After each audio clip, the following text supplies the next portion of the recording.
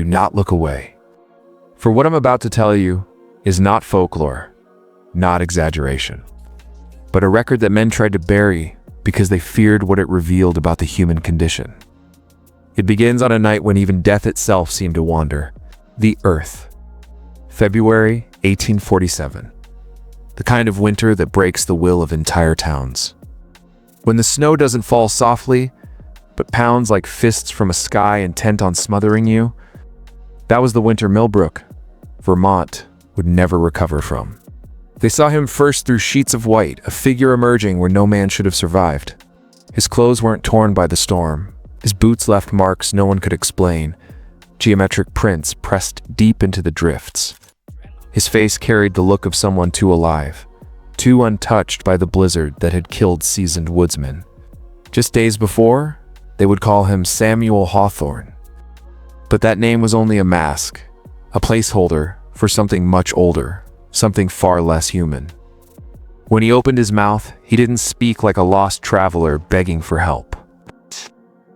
Spoke like a man who already knew the town, already understood the weaknesses of every family hiding behind their frosted windows. His eyes, pale, colorless like water frozen mid-flow, scanned every face as if cataloging them. But that night, as the snow-buried barns, cattle, and entire cabins under silence, Millbrook welcomed him into their homes. They thought him a savior, a man of medicine, of knowledge, carrying remedies that worked when nothing else had. He cured coughs. He broke fevers. He fed the hungry. But every gift he gave had a cost, and every life he saved tightened a grip the town wouldn't see until it was too late. There are documents locked away for 170 years that describe what he carried in that strange satchel, and why the children of Millbrook began whispering of dreams they could not explain. What Samuel Hawthorne taught them was not healing.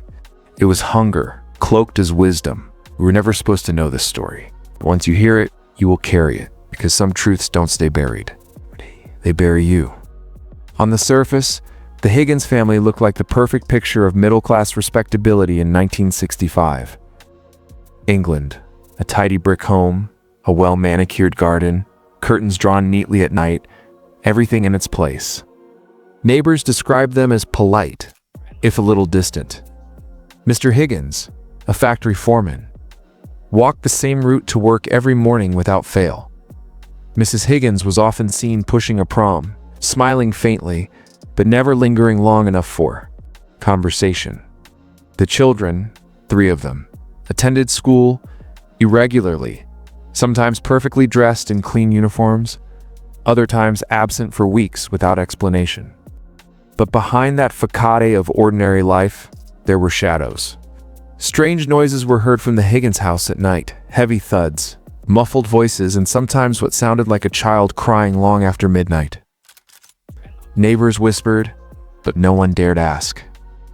In that era, in that tightly wound society, people minded their own business. To pry was dangerous.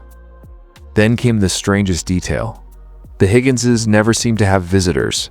No friends, no extended family, no gatherings. Birthdays went uncelebrated.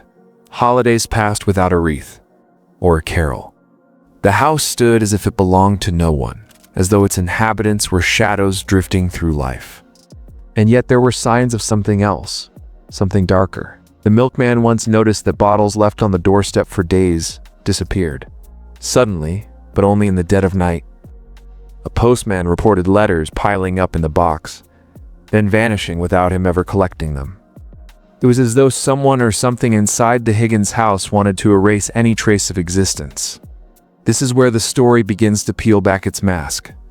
Because the Higgins family wasn't just ordinary, they were carefully performing ordinariness, or acting out respectability like a ritual, a cover for something far more disturbing.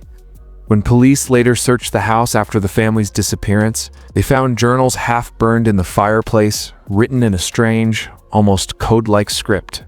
Words crossed out, rewritten, reversed. The entries hinted at a belief that they were being watched. But by whom? By neighbors, by the government, by something else entirely. The Higgins family, it seemed, wasn't hiding from the world.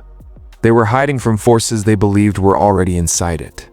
The official records surrounding the Higgins family are sparse, so sparse, in fact, that they seem deliberately erased. A family of 4, living in a quiet English village in 1965, disappears overnight. Police reports? Thin. Newspaper coverage? Minimal. Testimonies? Conflicting? This is not how real tragedies are documented. When children vanish, entire communities erupt in grief, searches expand for weeks, and headlines scream for justice. But with the Higgins family, silence swallowed everything almost instantly. Why? The silence itself is the clue. It's the signature of a controlled narrative. Whenever the system wants a story to fade, it drowns it not with answers, but with silence. Institutions know that the human mind doesn't like voids. It fills them with forgetfulness, distraction, or resignation. That is their weapon. Absence becomes erasure. Villagers who dared to speak later reported that they were encouraged not to speculate, not to involve outsiders. The local vicar urged restraint. The constable reminded everyone that gossip disturbs order. And so, the Higgins family for living souls were transformed into a whispered myth within weeks. But here's what you must understand. When silence is enforced, it is never natural. Silence is a design. It's not the absence of truth. It's the active burial of it. The very mechanisms that should have pursued answers law press, church worked in uncanny unison to seal the void shut and what was being protected. Why did the system find it easier to erase a family than to explain their disappearance? Higgins' case teaches us a brutal truth. When you witness silence after catastrophe, you are not seeing emptiness, you are seeing power at work. And that power is always hiding something darker than the event itself. The doctors at the Philadelphia infirmary, men who had seen amputations without chloroform, children riddled with pox and soldiers bleeding out on wooden tables, admitted privately that they could not stomach the boy named Timothy Caldwell. Not because he was grotesque, not because he bore any deformity, but because his body betrayed every rule of their science. Records show that when they placed a stethoscope to his chest, the sound came not as a beating heart, but as a hollow resonance, like wind moving through a cavern. The surgeons thought their instruments broken, yet every replacement echoed the same sound: emptiness. Blood drawn from his veins was said to clot unnaturally fast, sometimes hardening in the glass before the needle had even been removed. This was not disease, this was defiance of nature itself. One physician wrote in the margin of his notes, "The boy is not ill, he's constructed differently, as if he were not of us." That single line would never appear in any official report. Why? Because to acknowledge it meant acknowledging forces that medicine could not control. In an age where doctors were worshipped as the new priests of truth, Timothy became a threat only to biology, but to authority. The more they studied him, the more unsettled they became. At night, when the boy slept, his skin sometimes grew cold, not cold like sickness, but cold like stone left outside in winter. Yet by morning, he would awaken warm, laughing, as if nothing had happened. Mothers came whispering to the infirmary, offering money or food just to let their children look at him, believing a glance might grant healing or protection. The doctors hated this most of all because Timothy, without words, without medicine, was unraveling their control. And so, slowly, the report stopped. Files went missing. Tests were discontinued. The boy was sent home to his grieving mother, and the city was instructed never to speak of him again. But silence is never permanent. Whispers spread. And soon Timothy Caldwell's name would draw the attention of institutions far more powerful, far more dangerous than a handful of frightened doctors. By the spring of 1848, the whispers had grown louder than the hymns sung in the settlement's chapel. People no longer spoke of Mr. Whitmore with awe, they spoke of him with suspicion. His 4 wives were seen less and less, their faces pale when they emerged, their voices brittle, as though carefully rehearsed before they were allowed to speak. The neighbors noticed strange patterns. Lights flickering in Whitmore's home. Long after midnight, chanting low, rhythmic, in a tongue no one recognized, seeping through the wooden walls. Children swore they heard cries, not of pain, but of something far worse: resignation. A sound the human soul makes when it has given up entirely. But fear paralyzed the settlement. To speak openly against Whitmore was to invite ruin. He owned too much land, controlled too much food, and carried too much influence with the religious leaders of the territory. Some whispered that he had a private pact with those very leaders, an agreement that what happened in his house would remain his own affair, so long as he remained useful. And then came the ledger. A young man named Samuel, barely 20, had been hired by Whitmore to tend to his fields. While carrying feed sacks into the barn, Samuel stumbled across a black, leather-bound book hidden beneath a false floorboard. Inside were pages filled with names, dates, and symbols. Some names had crosses drawn beside them. Others were violently scratched out. There were columns almost like accounting ledgers, but they didn't track grain or cattle. They tracked people. Samuel recognized some of the names. They belonged to settlers who had mysteriously vanished over the past year and who had set out hunting and never returned. Women who had supposedly gone back east but had never been heard from again. Terrified, Samuel took the ledger to his uncle, who urged silence. "If Whitmore learns you've seen this boy, you'll be next." But Samuel was already marked. He felt eyes on him, even in daylight. The Whitmore wives began watching him with an intensity that froze his blood silent, unblinking, as though waiting for him to make a mistake. The ledger revealed something undeniable. Whitmore was not simply a polygamist with secrets. He was recording something, an exchange, a ritual, a harvest of souls. And the entire community was trapped inside his circle, whether they admitted it or not. The Higgins house became something more than an empty property. It became a presence. In the weeks that followed, the neighbors refused to walk past it at night. Carriages took the long way around. Even the postman, hardened by years of routine, began tossing letters over the gate rather than stepping foot onto the path. Something in the air around that house seemed heavier than air should be, as if gravity itself deepened upon its walls. The curtains, once neatly tied back by Mrs. Higgins, now hung like shrouds. Windows became black mirrors, reflecting not the world outside but something inward, something cloaked. The local constable attempted to inventory the home. His notes, what little remained, speak of unfinished meals left on the dining table, a chair slightly out of place. In one disturbing detail he swore under oath to be true: children's toys arranged neatly in a circle on the floor, though none of the Higgins children had been seen in town for weeks prior to their vanishing. When he returned the next morning, intending to carry the evidence back to the station, he found the toys gone. The circle remained etched faintly into the wood, as though burned into it. Rumors took root like weeds. Some said the Higgins family had fled into the woods to join an unholy sect, leaving behind their possessions like snakes shedding skin. Others whispered they were victims of a government experiment, the kind of program that feeds on the forgotten. Still others believed the truth was far more ancient, that the house itself had claimed them. This was not merely a disappearance, they insisted, but absorption into something that required silence to thrive. By now, the story was no longer about a missing family. It was about the force that had erased them, a force no one dared name aloud. Yet everyone felt lingering on their doorstep. The Higgins home had transformed into a wound carved into the town's flesh, festering not with decay, but with questions. The case of the Higgins family had by now seeped into every corner of the village.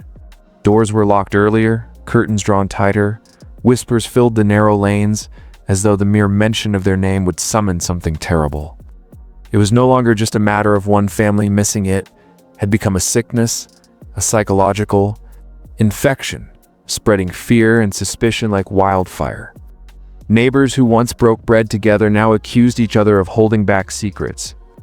Men who had been lifelong friends no longer trusted each other's eyes. Wives began to watch their husbands more closely, and children were forbidden from wandering beyond the garden gates. A heavy, invisible weight pressed down upon the village, and no one could explain why. This was not the panic of a simple disappearance. It was something deeper. The sense that reality itself had cracked open, and what lay beyond was staring back. A void. A hunger. Something no one could name, yet all could feel. Authorities attempted to calm the masses with speeches, promising a resolution, but the people knew better. Every search that turned up nothing only strengthened the idea that some other force was at play. And soon prayers that once felt comforting began to feel hollow. Churches filled with weeping, yet the sound was not of faith, but of desperation. Like sheep trapped in a field while the wolves circled in the night.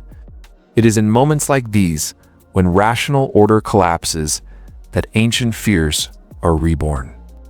Old legends of spirits, hidden societies, and secret punishments began to resurface. The Higgins family's vanishing became more than a mystery. It became an omen. And what's worse, there were signs that this was not the first time. Old records, half buried in dust and denial, spoke of another family decades earlier that had vanished under almost identical circumstances. Their story had been carefully buried, smothered under official silence, as if the truth had been deemed too dangerous for ordinary minds to comprehend. But the silence had cracked. The Higgins case tore it wide open. But here's the truth. Most people will never face this wasn't about one family vanishing into the mist. No, the Higgins case is a thread of single fiber in a much larger web of deception. Because when investigators dug into the surrounding villages, they uncovered something far more unsettling. Other disappearances, their families who had gone, missing under strange circumstances. And yet every report was buried, every witness silenced, every official statement reduced to the same chilling phrase, no evidence of foul play. Think about that. Entire households, gone wives, husbands, children, and not once did the authorities admit to a crime. What kind of force has the power to erase lives, to rewrite reports, to ensure silence across multiple counties? That's not chaos. That's control. The Higgins weren't merely victims of circumstance. They were part of a pattern. And when you recognize the pattern, you start to see the hand that drew it. A hand belonging not to nature, not to chance, but to something far older and far darker than either. Some whispered of sex-secret societies moving through England's countryside, cloaked in ritual and bound by oaths. Others blamed the church itself, which had long mastered the art of covering shame with sanctified language. And then there were those who spoke of the crown's agents, men trained not to serve the people, but to suppress inconvenient truths. Which was it? A cult? A church? A government operation? Or were they all bound together by something deeper still, a pact hidden beneath centuries of false history? The Higgins family may have stumbled upon knowledge they were never meant to see. Perhaps a record, a relic, or truth that undermined the very foundation of power in England. And so they were harassed, not murdered, not kidnapped, but obliterated from the record of the living. And this is the detail that keeps me awake at night. Every trace of their existence seemed to vanish in tandem. Birth records went missing. Property deeds dissolved from county registries. School records of the children were destroyed. Even photographs, which neighbors swore they once possessed, seemed to disappear without explanation. It wasn't a crime scene, it was a purge. By the time investigators pieced together the fragments of the Higgins family's disappearance, one detail stood out above all others. Silence. Not just the silence of an empty home, not just the silence of neighbors who claimed to see nothing, but the calculated, suffocating silence that descended from above. Witness statements vanished from the official record. Police notes were rewritten. Newspapers were told to move on. And yet privately those who had glimpsed even a fraction of the truth admitted something that could not be published. The Higgins family had not simply disappeared. They had been taken. But taken by whom? That was the question no one dared ask out loud. Some whispered that the family had been seized by intelligence agents running covert psychological experiments during the Cold War. Others swore it was a religious sect with deep ties to the government. A group that needed perfect families for their rituals of control. Still others pointed higher, claiming the disappearance was tied to international networks that used entire families as pawns in hidden negotiations. All of these theories have one thing in common: they point to a system larger than the police, larger than the press, larger than the ordinary citizen. A system that thrives not on answers but on doubt. A system that feeds on silence, because in silence, the truth becomes untraceable. In silence, the record cannot be challenged. In silence, power is maintained by burying the very evidence that could shatter it. And in the case of the Higgins family, that silence was so complete, so deliberate, that half a century later we are left with shadows where facts should be. And yet, the most disturbing clue is not what was erased, it's what was left behind. For inside a locked drawer in the Higgins home long after the family was gone, investigators found a journal. Its pages stopped abruptly, but not before. One chilling entry: "They are watching us again tonight. We are not safe. If anything happens to us, do not believe the story they will tell you." That final sentence was underlined twice, as if the writer knew exactly what was coming. The story of the Higgins family does not end with a neat conclusion. No skeletal remains, no confirmed sightings, no confessions whispered on a deathbed. Instead, what lingers is a void of silence that has become its own kind of evidence. And that silence, my friend, is more dangerous than the presence of facts, because silence is a weapon. It is the tool institutions use when the truth cannot be risked.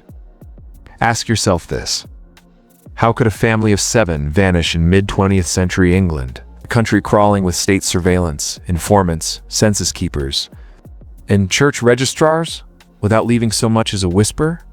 The answer is uncomfortable. They didn't vanish by accident.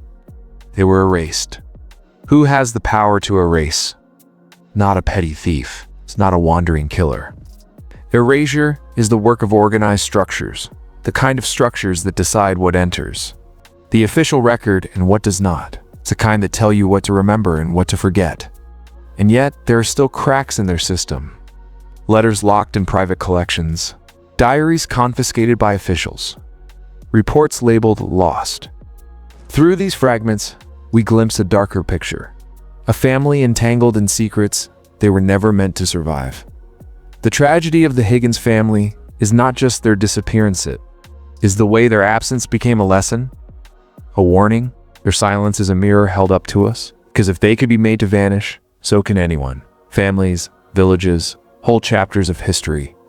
What else has been erased, redacted, or rewritten? While we obediently consume the official version of events? Perhaps the true crime here is not what happened in 1965, but what we were told to believe afterward, that they were ordinary, that they simply vanished, that nothing more sinister lingered behind the curtains. Perhaps the real reason, no? One dares reopen their case is because to pull at that thread would unravel not just one family's fate, but the carefully controlled fabric of society itself. So the question remains: was it madness? Was it murder? Or was it something far larger, an execution ordered by forces too powerful to name? The Higgins family may be gone, but their story survives in whispers. And whispers, if you listen closely enough, can be louder than screams.